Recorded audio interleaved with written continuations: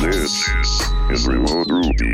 Have you any remote idea to the meaning of the word? Hello. Hey. What's up? What's good? Oh, nothing. Yeah, All right. I was going to say nothing. Welcome to hell. Nah, everything's great. Come on. Everything is awesome. Things are looking up at least. Things are looking up. We were reading the paper last night, and like COVID hospitalizations are lowest they've been since last May. And we're like, this is good. We like this. So Wait, you were reading the physical newspaper? sorry. I was reading I a also wanted digital to know about that. a digital paper. We actually have a news paper's not the right word. We have a news and they're digital only. So I was reading that. I was like, wow, what time did we jump back into? Yeah, my paperwork comes every morning at 5, and right after I get the milk off the porch, I sit down and read the paper. Is he all pixelated and throws newspapers through your window and the dogs chase him? And Oh, I love Nah, that game. it's in black and white as well. Good Lord. All right. Well, hey. Yeah. Hey. So today on the show, we are happy to announce that we have a great guest, Fred Schott of Skypack and Snowpack fame. So Fred, you want to give us an introduction? You got it. You covered it. That's it. Have a great day. I'll see you all later. Yeah. done. No, thank you all for having me. Excited to be here. My mom is getting her COVID vaccine next week, so I'm also in a good mood about it. Nice. Hey, that's great to hear. Yeah, gotta give one out for the moms. Yeah. Yeah, Snowpack, Skypack, those are the two projects that I mainly work on these days, both in the kind of JavaScript tooling space, web developer tooling space. So both kind of came out of a very JavaScript focused, what is the future of web development? But what we're seeing now, almost 2 years into the project, is that really these are trends and kind of new technologies that benefit everyone, including the Rails community. So we have a couple of members of our community that are big Rails people that are looking at kind of what does Webpacker look like in a post Webpack dominance world. And there's some exciting stuff going on. Yeah. One of the reasons we wanted to have you on is because I've been following Snowpack and Skypack for a while now. And the general vibe in the Rails community is we don't love Webpacker at all. Some of us love it even less than that. Yeah, So- it's a hostage situation. Yeah, it is a hostage situation. And it's kind of funny. Right before we had scheduled you, DHH actually started talking about Skypack a little bit and talking about how he's looking forward to this new age of not having to bundle JavaScript. So I'm very excited about it. We wanted to bring you on so that all of our listeners can learn about it too and get excited about Webpack going bye-bye, Yeah. crossing figures. Yeah, it's an exciting time. And yeah, bundling is one of those things where it's been a assumed kind of requirement for a lot of projects. And that's really what we first started out to take a look at, was like a lot of what these new technologies around ESM. And so ESM is really just, if you use JavaScript, it's that import export syntax. So that ability to like in JavaScript itself, tell the browser or tell your tooling like what I'm trying to import, what I'm trying to export, what is the interface of this code that I'm writing. That actually just unlocks a ton of doors where like Webpack is no longer required. It's not something you need to run. This is code that the browser will understand, which is not where we've been in the React community or Svelte even. Like they all have assumed tooling's required, so why not throw a bundler at it, which takes a lot of complexity into the picture just by default. Right. So I was listening to a conference talk you gave, and you were talking about the third age of JavaScript. And my first reaction was like, there were two? There had already been two? So I was wondering if you could kind of talk about that a little bit. Yeah. That is a phrase I shamelessly stole from Sean Wang, who had a great blog post on that subject. That talk was really trying to build on that. And where he leaves off that post is something new is coming. We don't know what, but there's change in the air. Snowpack and Skypack are very much about this is the change that we see, kind of throwing everything not out of place, but just new things are possible now in a way they weren't. Things have been changing over time, but like big changes seem to be happening now at the foundational, like what does the code that we're writing look like level. Yeah, so I don't want to misquote Sean in what the first two ages are, but really kind of that sense of like early web development. We were really throwing scripts together, get your script tags on the page, get everything in the right order. jQuery has to come first because the next thing is going to depend on jQuery and that's going to depend on that. And all of a sudden you have this like really hard to kind of parse out what depends on what flow in your code. And so You could solve that by bringing in like UMD or Require.js, those like early module systems that were all presented by the user to the browser. That's how I see it, is that was kind of the first like Wild West of web programming. And then the second age has been a little bit more of the like Node, NPM, use that require function, that module exports, Webpack. All of that is about, okay, let's choose a module system. It's going to be the one that Node uses. And let's bring in all this tooling to make that better to work with. But at least we all have one common paradigm now. So there's convenience in there, but a lot of complexity in that as well. Right. It is very complex. The Rails developers love jQuery. I came around a little too late to have that affection for it. But with Webpack, it instantly became way harder because all of a sudden you're used to, you have your require at the very beginning of your file. And now that doesn't work. And you have to inject it correctly into Webpack and you have to expose the global variables. And all of a sudden, all of your jQuery scripts that you may have been hoarding since an unknown period before time, they don't work anymore because they're written in a style of JavaScript that Webpack is like, nope, sorry. Yep. Got nothing for you.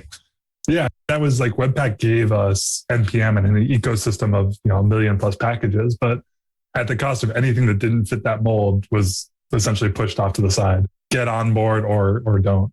So yeah, that was disruptive for the web, especially because it wasn't an ecosystem that was designed with the web in mind, at least originally. Like Common.js, which Node and the React project is built on, and a lot of these NPM ecosystems are all kind of forced into, came from a place of we want something that actually is designed for the server, not for the browser. Like they made design decisions in those early days specifically to alienate the browser. Not maliciously, but just there are shortcuts you can take when you assume a server. Lookups can be just a lot more kind of dynamic versus a browser needs to know where it's looking for a file and needs to be able to go out and get everything asynchronously in parallel. Totally different constraints. And so, yeah, anything that didn't fit that mold was just kicked out the door. Right. You just mentioned Common.js. Can you kind of give us a little explanation of what ESM is? Because for a lot of us, we're still trying to figure out, or I'm still trying to figure out ES6. So now we've got ESM. It's not foreign, but it's like a foreign concept until you kind of dig into it. So if you could touch on that, I think that would be helpful. Yeah, it's one of those things that sounds like a scary new thing to learn, but it's like most likely what a lot of us have been writing up to this point without even noticing it. It's something that's existed for a long time. READMEs are written in it, kind of assuming it's becoming a lot more just built into JavaScript and how we see JavaScript in the language. Essentially, it's that import statement and export. So it's your ability to say that this file that I'm writing is a module. And so if you were using the require function, now you're using just the word import. If you were using like module.exports or like window dot whatever you were doing in the kind of before times, that now you are using this export keyword and saying like, I'm explicitly importing and exporting these things. That lets the browser say, this is the interface. This is the module. These are the things it exposes to the world. And these are the things that it's like looking for from the world to import into it. So you get these really kind of clear built into the language ways to describe what you're building and how it should all load from each other. So for developers, it's just the way we've been writing JavaScript. It came out as a part of, I think, that ES6 spec. So it actually was kind of originally a part of that. It's not new in that sense that it's a brand new technology, but it's new in that like when you start to leverage that, your tooling gets smarter, the browser gets smarter, and you can start to assume just a much more kind of explicit contract between the code that you're writing, the tooling, and the browser all understanding the same things about it. Gotcha. So the modules thing is a little bit foreign as well. And once you like look at it and understand it, it kind of makes a lot of sense, but it's essentially a module and you would define it on your script tag. So it would be a script type equals module. And that allows you to kind of use this modern JavaScript that the browser can't actually interpret by itself. Is that somewhat correct? Yeah, definitely. It's that idea of you're opting into the new thing. And JavaScript did this. If you ever saw like use strict as just a phrase in JavaScript, it's kind of the same idea. Tell us you want the new stuff and we'll give you the new stuff, but you got to tell it. What's nice about it though, is that once you do that somewhere, so just at the top level, so you script type equals module and you start writing code, everything inherits from that. So in there you say, okay, I want to import my like main application code, or I want to import a shopping cart or import anything. It's going to follow that all the way down. So anything from that kind of what it imports and what they import all the way down this application is going to assume type module. So you opt in and really only in one or two spots, depending on how you build your application. It's only at the start, at the top. And yeah, it's basically just saying, okay, I want to use this new way to tell the browser what I'm doing. And then the browser is able to read the code and actually analyze it and then go out and load my dependencies for me. So if you've used just like script tags being kind of thrown in the list, if you've used UMD, or there have been so many attempts at this over the time. And then CommonJS saying like, we're not even going to try use tooling to use this require function, this module.exports. All of these past attempts have assumed something's going to make this work in the browser. And this new technology is essentially the browser saying, you don't have to worry about that anymore. Use this import and use this export that I'm giving you, and I'll be able to understand that. I'll be able to load your code for you. And you can get rid of all of this tooling that you've brought into the space to fill the void of not having a native module system. So the idea of dependencies even having been a foreign concept to the browser, now natively supported, gives the browser a lot more control over just, okay, I got to load this application and here's what I'm going to do. I'm going to load it all.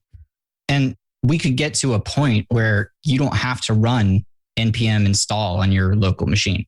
That's where Skypack comes in. So if you've ever used like an unpackage or a CDN.js or a JS deliver, ways to load code from a CDN. So a globally stored, hosted place where JavaScript script files can live. So yeah, it's been a great place to load jQuery from.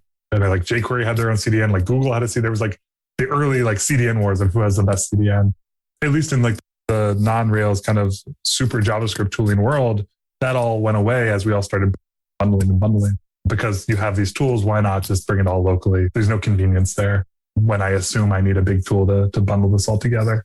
What Skypack does though is says, okay, well, let's look at this problem. Now that we don't need that bundling step, now that we can give our code to the browser in a way the browser can do the loading and load our application for us and go and find our dependencies for us.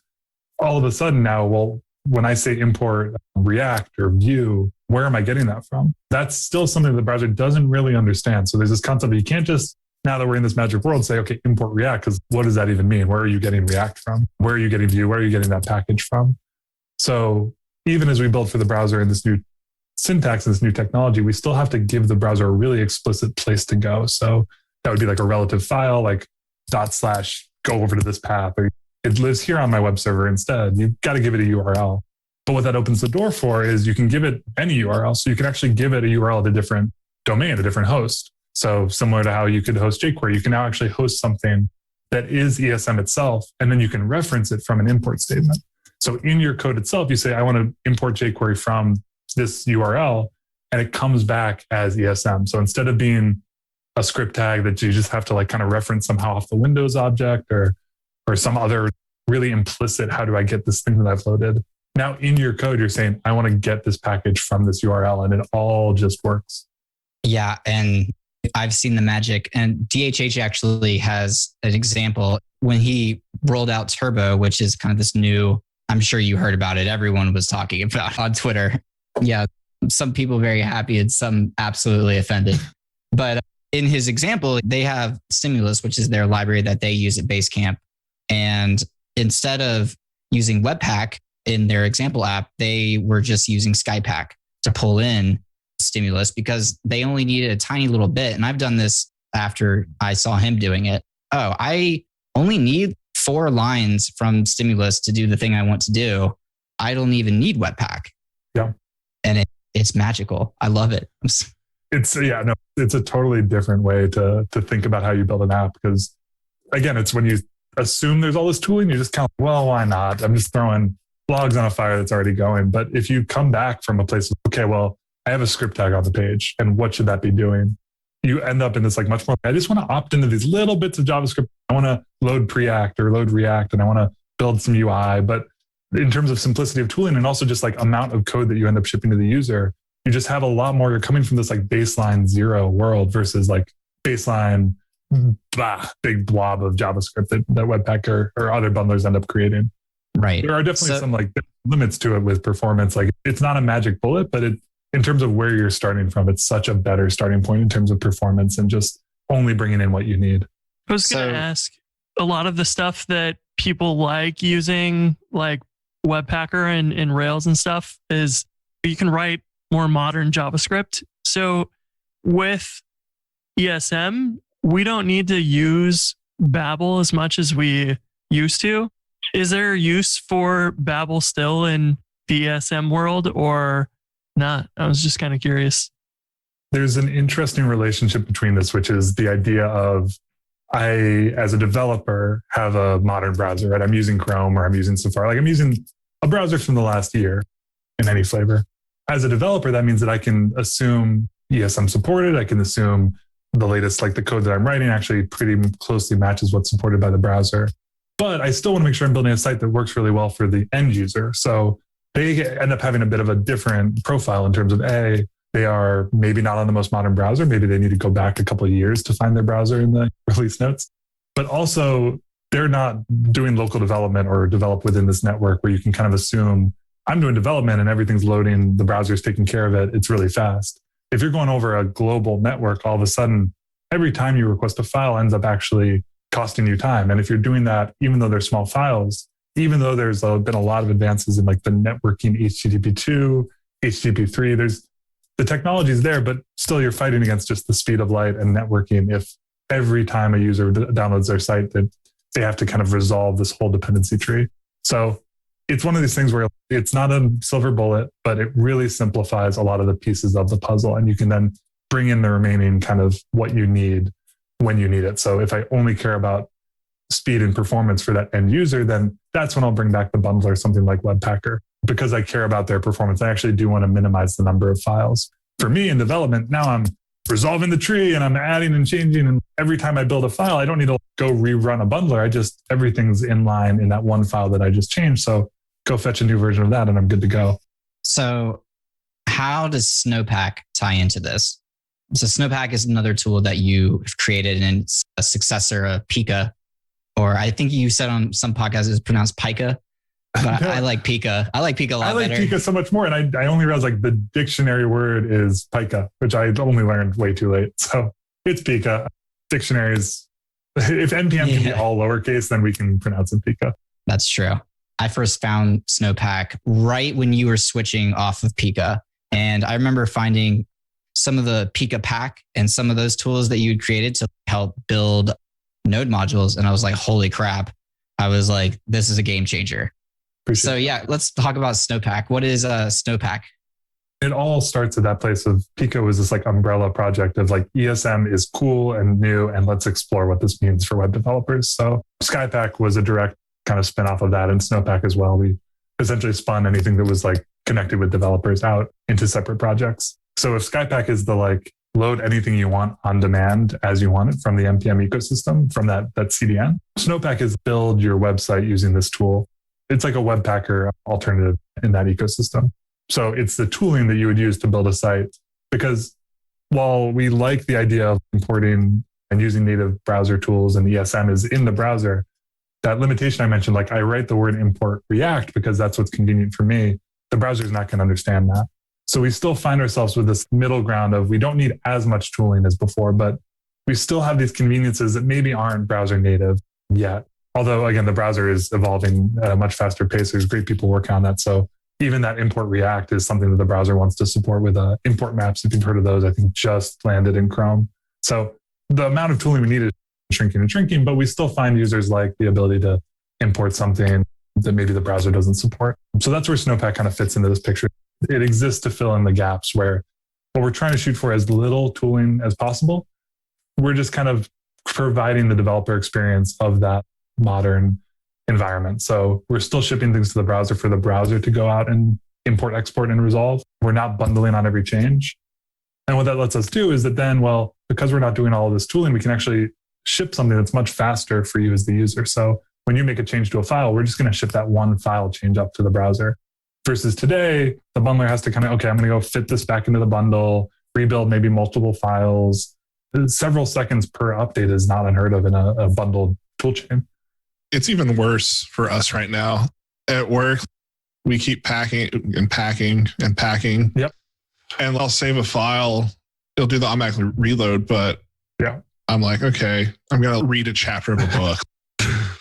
So Webpack's actually like going through and rebuilding everything. So Snowpack's only looking at what specific changed, or how does that work? So if the site has been loaded and loaded in what we call unbundled, so there's no bundling, you wrote a file, that file is getting shipped to the browser. It might be built, like you might turn your JSX into just classic JavaScript, but at the end of the day, that one file still exists as one file in the browser, so that when you go and change it, all we need to do is look at that one file, rebuild it, and then push it up to the browser. So making that work nicely is what kind of Snowpack does. But that bigger problem that you pointed to of just like waiting multiple seconds, that is the like pitch of Snowpack in a nutshell, is that we're writing a language that is meant to be run directly in the browser. There's no like compiling step that we have to hide behind. It's bad, but that's not easier. So that's what we fall into. It kind of just creeps up on you. It takes a little longer each day, and then it's a year. And like I have a fresh Rails project with Webpacker, and I'll save a file, and I'll go to the browser like, oh, it didn't reload, but no, it did reload. I just don't have any JavaScript in there yet. So like it's still fast because I haven't looked up the project. Yeah. It's a big kind of what does it mean when you only build? I make a change and I only need to look at that one file. It's exactly that problem. A bundler is always responsible for everything. So as your project grows, more and more files get added to it. It's having to manage more and more at the one time versus essentially all we say is that start us up, spin us up, and we'll just start building things as you ask for them. So you could have 1 million files in your project. We're only ever going to build as much as you've requested on the browser. So grow as much as you want. We don't actually, our performance story by definition doesn't change as you grow. I can actually give a good example of this. So I use Snowpack on my personal site with Bridgetown, which is a Ruby static site generator. And if I change my JavaScript or if I change my HTML, Snowpack reloads my browser in under a second, in a few milliseconds. If I change my CSS, because I'm using Tailwind, and then Tailwind is getting a lot slower. And there's a lot of ways people can fix that, just so you folks out there know that you can make it faster. But without trying to make it faster, you hit save in your Tailwind file, and all of a sudden it's got to go post CSS, and it's like a massive file that it's got to run. So that can take a second or two, but that doesn't happen unless I save or change my CSS file, which is super nice. So, and now instead of every time I save any file, it has to go do the whole song and dance, and I have to wait for Tailwind and post CSS and Babel and their friends and cousins and everything. Only the file I changed gets reloaded. And depending on what that file is, could be several milliseconds. It could be a little bit longer depending on what you're doing. But that's a great way to kind of visualize what you were kind of describing. Yeah. And I think that's actually the perfect illustration of it's really the model. Like we're not doing anything magic behind the scenes. When all you have to do is build one file, you're good to go. If all of a sudden you build one file, but then you now need to do X, Y, and Z, run Tailwind, which does scan your whole project and rebuild. Yeah, it's as soon as you fall out of the model, you're back in the old world. So it's really, we're trying to paradigm shift into more tooling that does individual one-to-one files. And if anything doesn't, at least you've quarantined that behavior within that problem space. So what are some of like the issues that you've kind of seen as people try to transition away from Webpack to Snowpack? One thing that my buddy mentioned to me is that the tilde situation where in Webpack that basically says, hey, if you append a tilde to something, that means it's in the node modules. With Snowpack, that's not true. Yeah, we changed that because we just wanted to be a little more close to not magic. And we saw that as a bit of magic, but we then ended up thinking that we were special, just created our own different magic. We try to have CSS and NPM all and Node and JavaScript all match the same kind of, if you reference something by name, we're going to consider that it's a package. If you reference it by path, we're going to consider that it's a URL or a path. So /foo.css, great. That's a relative file. We'll go find that. Foo.css, well, there's no /. We think this is actually a package and we'll go try there. That's actually a great, perfect way to frame kind of what are the discrepancies. I'd say the biggest one is just that we're a newer tool. So Webpack is an ecosystem. It feels like 10 plus years old versus Snowpack is a fairly new tool in a fairly new space. So the path is not as well lit, certainly. And we're still figuring out some of that like kind of more subtle behavior. The other thing that I'd say is that it's really dependent on how much you've set up in your own tooling. So what Webpack lets you do is essentially whatever you want, right? You have a config file. You can define different rules and different plugins that all dictate the behavior of the code base. What we try and do is try and limit that pretty much to, you have to import something and then you have to tell us how you build that something. So a stalt file or a view file, tell us how that works. But we don't give you as much control over, well, I want to import glob, image, ? With equals. Like you can really go to town with Webpack in a way that you can't with this tool because we're trying to see what they have had trouble with at scale and not make those same mistakes. So it really depends on how much magic you brought into your own configuration, untangling that and building it for a world that's a little more focused on trying to look like the browser and feel like the browser and not doing whatever you want via config. What's nice about the Rails community, where you all are in a good place, is that a lot of the ecosystem debt, like legacy debt, is around CommonJS and ESM interop. So old world and new world coming together, and Node itself is trying to make this transition now and starting to feel some real growing pains from that. But, for all the hate that is, people say like jQuery, blah, blah, blah, or this maybe blah, blah, blah, is it's not real JavaScript. It's not, you're not like hashtag JavaScript. For all of that, it's as long as you've kept your tooling to a pretty simple space and a pretty constrained environment, you're actually now in a better position to kind of join this new ESM world where tooling isn't actually supposed to be doing that much. So if you're just like using dependencies and not running a ton of build tooling already, you're in really good shape versus someone who maybe has to claw their way out of a configuration hell that they've created for themselves. If you've been listening to the show for a bit, then you know that Jason and Chris have a crush on Laravel, and I basically battle JavaScript for fun. Regardless of what end of the stack and what language, they all have one thing in common, and that's Honeybadger. Stop wasting time configuring your tools and focus on shipping, knowing that no matter where you are, Honeybadger has your back. Oh, and speaking of shipping, the Honeybadger blog has been on fire recently. Seriously, and I don't say this lightly. Some of the best technical writing you're going to find all in one place. So go check that out. And while you're there, sign up for Honeybadger. Let them know he sent you. Thank you so much to Honeybadger for continuing to sponsor Remote Ruby and for not killing me for all the JavaScript errors I sent you this weekend. I think Webpack's really only like approachable to me because Rails was like, we're going to abstract the config and ship it. I've tried to sit down with pure Webpack and I don't know, maybe I'm not smart enough. I have trouble like applying all the configuration, like understanding how it all works together. And then Rails was like, here you go. And I was like, cool, I'll use Webpack. This is fine. That's the exact paradigm. Like you shouldn't need a PhD to do web development. You shouldn't need to know how Webpack, like that is an opt-in performance optimization in our world. We say that bundling is still a great tool, but reach for it when you need it. If you're just building a site for friends, for family, an internal like company site, performance is it's not the end all be all. It's a great tool for a production site, but it's something that you can reach for when you're ready. So instead of trying to abstract and sit on top of a set of thousands of tools that we try and hide from you, we just say, don't even touch them until you're ready. And then when you're ready, you can look at something that's maybe a bit simpler, or maybe there's something that's constrained that problem into a nice wrap or a nice interface. I obviously did not understand Webpack either. I feel like most people don't. And it wasn't until I started trying Snowpack, and then all of a sudden, all of the gears started shifting into place as I was like, okay, I'm trying to do this thing with Snowpack. What's going on? And then I'm looking back at my code and I'm like, this is weird. Why am I needing to do this in my code? The very first thing is, why am I importing CSS into my JavaScript file? And all of a sudden when I'm using Snowpack, I'm like, oh, I don't need to do that anymore. It's just kind of wild. The stuff that a lot of us are doing, and the only reason is because of the bundler, whatever we're using. Rails primarily uses Webpack, but I've tried Rollup. I know Connor Rogers is working with Vite and kind of exploring even going down to just straight Rollup. So it's a fun time, honestly. But yeah. I feel like a lot of this is kind of happening in the background because a lot of Rails developers are definitely the type of people that are like, okay, just let me know when you're done.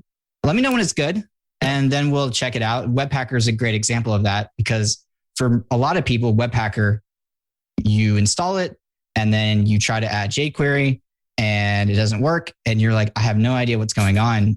But really at the end of the day, the Webpacker gem is really just an interface to a massive config that the Webpacker NPM package is essentially wrapping. It's basically taking all these different configurations for all these different tools, Less and Sass and CoffeeScript and all those things, and it's creating your Webpack config for you.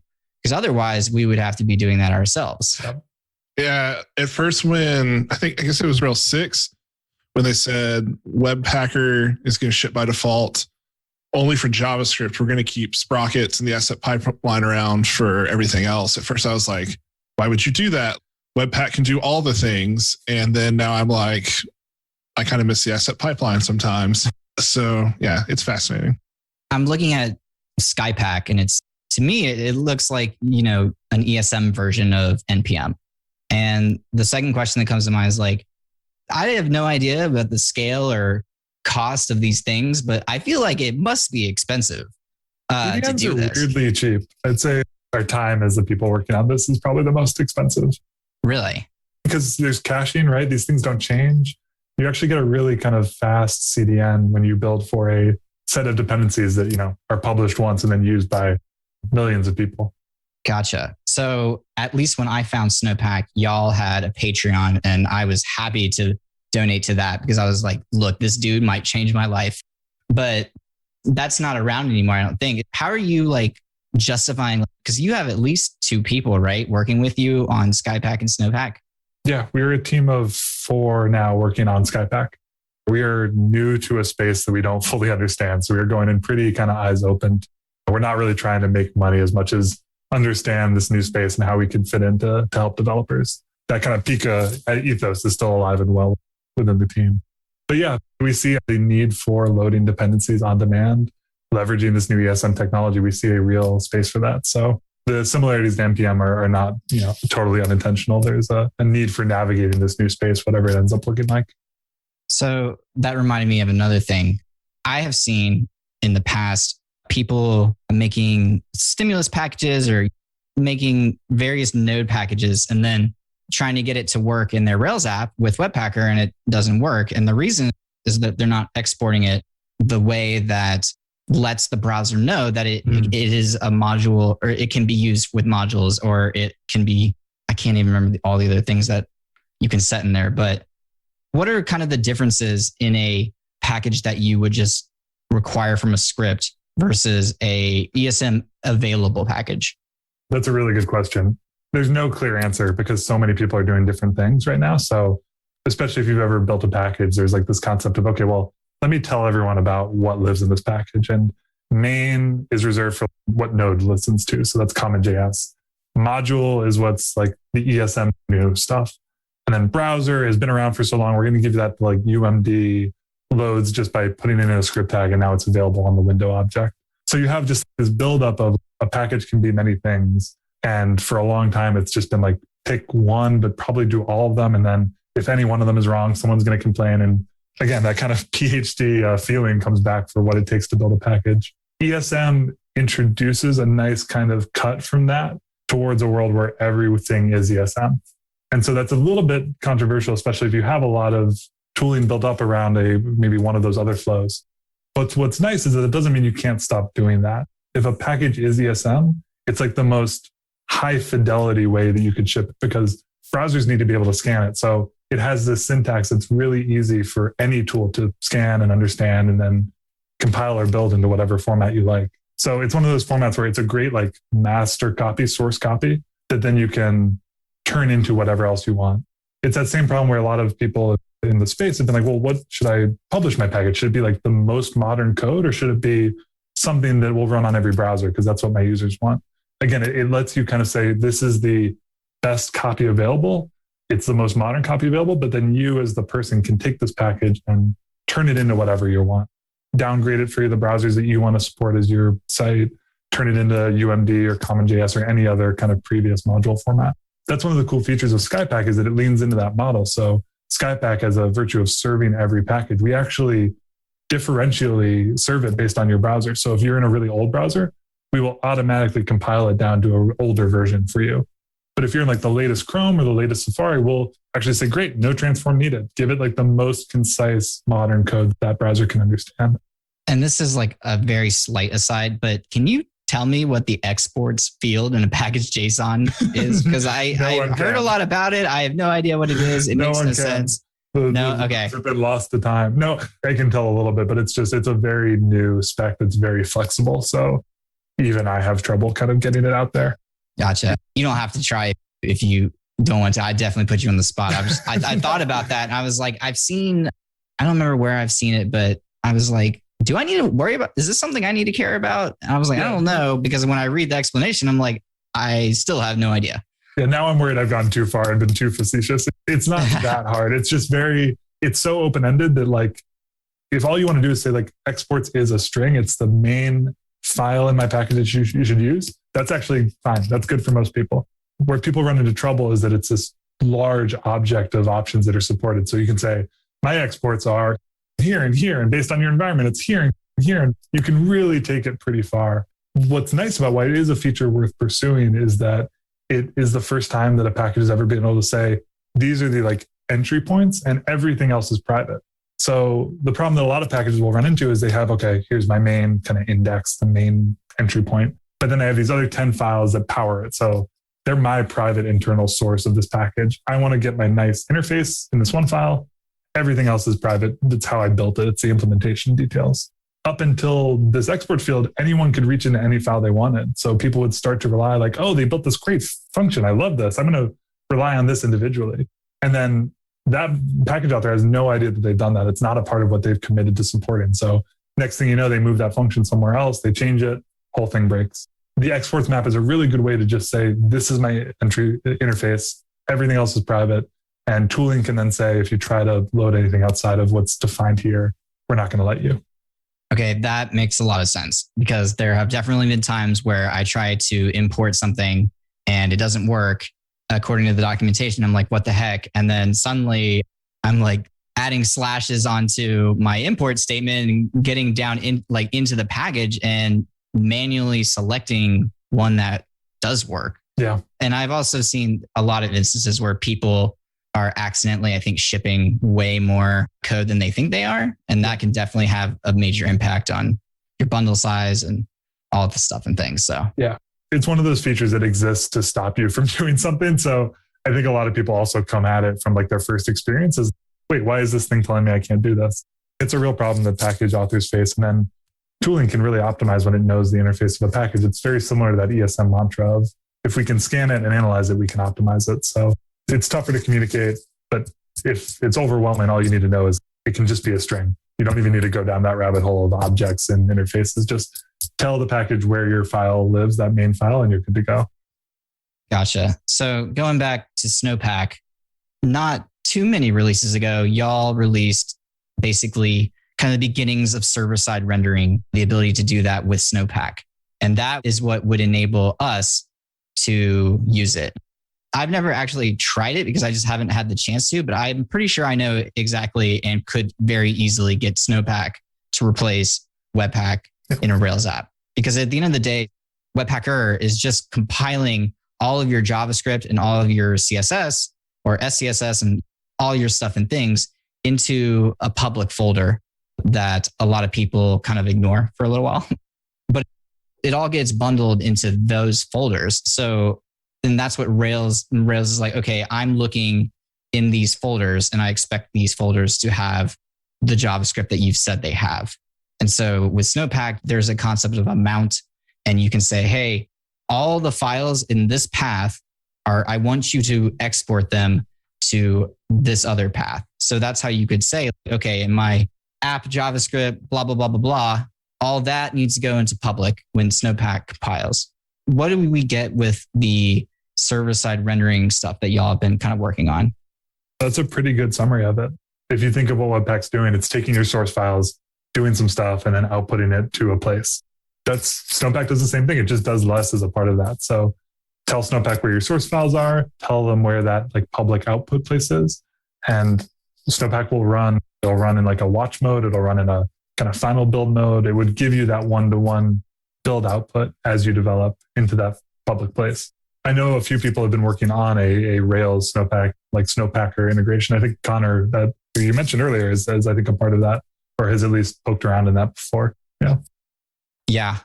And it's funny because I actually showed it to him and then he has definitely gone above and beyond. I've been more interested in it from just the static site side because I was like, I don't want to use Babel. I don't even sometimes know what Babel is doing. And I don't want to like import CSS into JavaScript. That doesn't even make sense. So I've kind of focused more on it from a very much lower level. He kind of went straight for that. But what's interesting is I'm not actually sure you need a gem like that because at the end of the day, the only real thing you need is to tell Rails to basically accept that CORS header in development. It's like, hey, or not.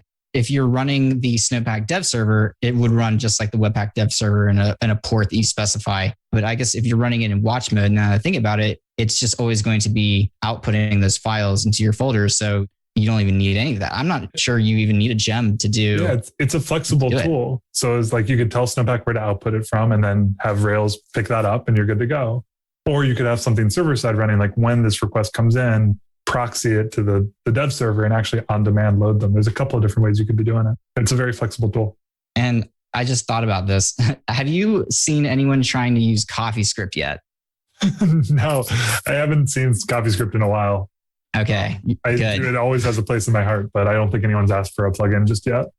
The interesting thing is the way y'all have been kind of architecting Snowpack is in such a really, I think it's well architected. I don't know a lot about JavaScript, but I am keenly watching the Snowpack repo all the time.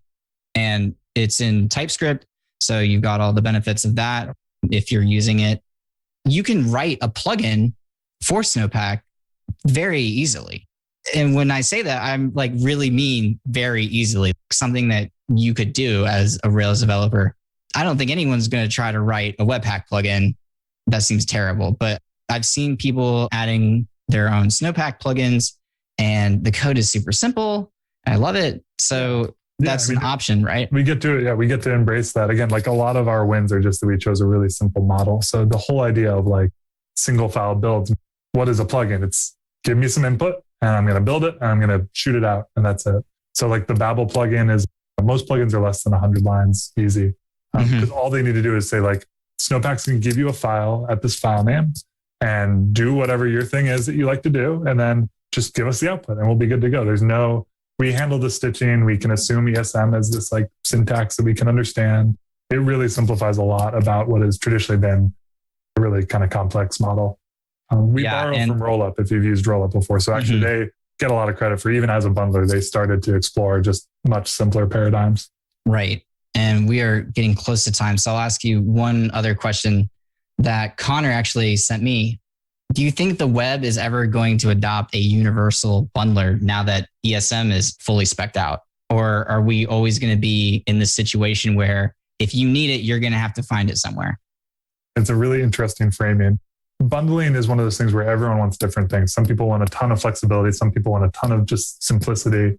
I don't know if there'll ever be one bundler to rule them all in the same way Webpack has been, because Webpack really was it let us use NPM code. That was it was a bundler, but really what it let us do was say import React, and that meant something.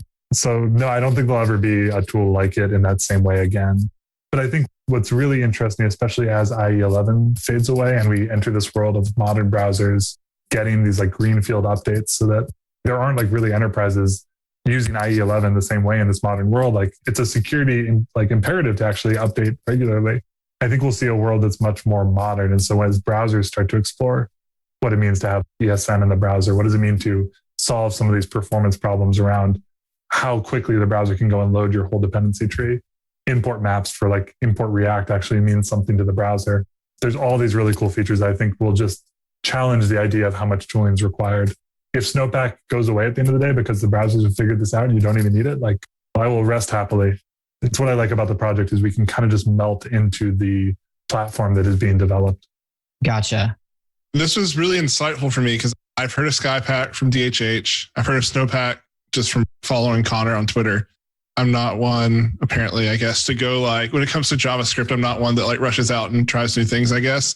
But this has me really excited to go look at it. Webpack has been a good tool for me because it allowed me to embrace ES6, which I really wanted to do. Right. We couldn't do that really well with our old asset bundling in Rails. But then I never took the time to learn Webpack, so I've made huge messes. This sounds like saving grace, and I'm really excited. So I learned a lot just from listening to y'all's conversation. So I appreciate you joining us. And yeah. And I think what y'all mentioned about you don't need to be an early adopter. This is just coming down the pipe. I think we passed the point of once you try this out, it's really hard to go back. Yeah, especially with DHCH tweeting about this kind of thing. I think it's only kind of forwards from here. So if this all sounds cool, I'm sure just it'll only get easier to use and more kind of mainstream as we go. Yeah, I will say I've been working on an admin interface for Rails, and one of the pain points has been for the longest time is you ship some Ruby code, but it needs some assets.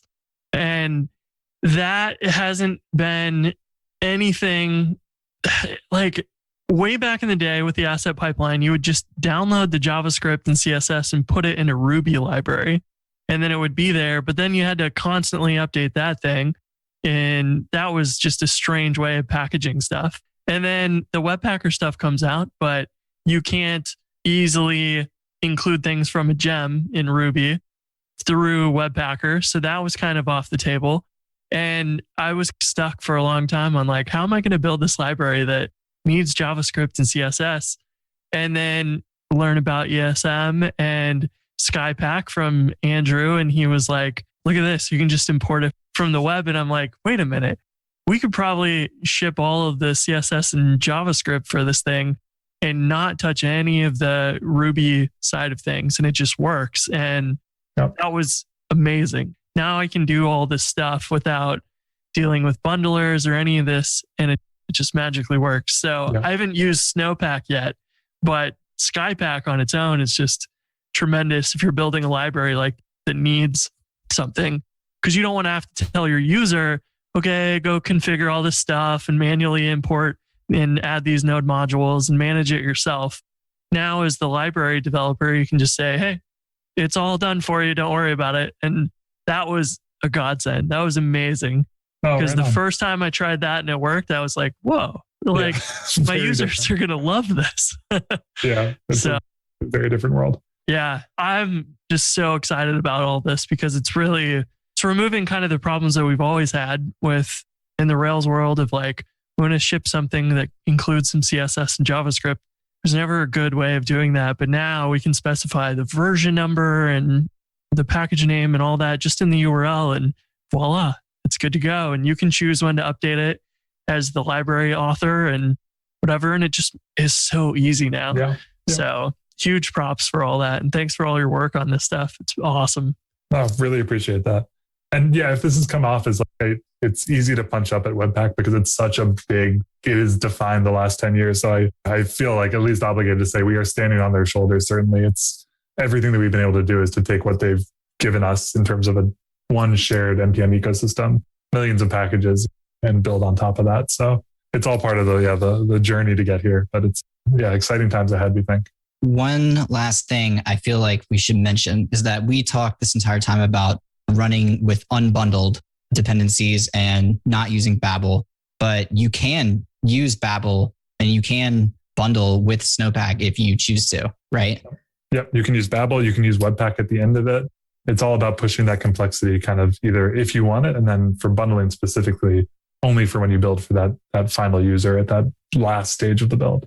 Right. Yeah. I thought I was going to have to use Babel, but then I realized that I had an issue with Firefox, and I realized it's because I told Snowpack to use ES 2020, even though I have no idea what ES 2020 means, but I was like, it's the latest. It must be the greatest. It's a high number.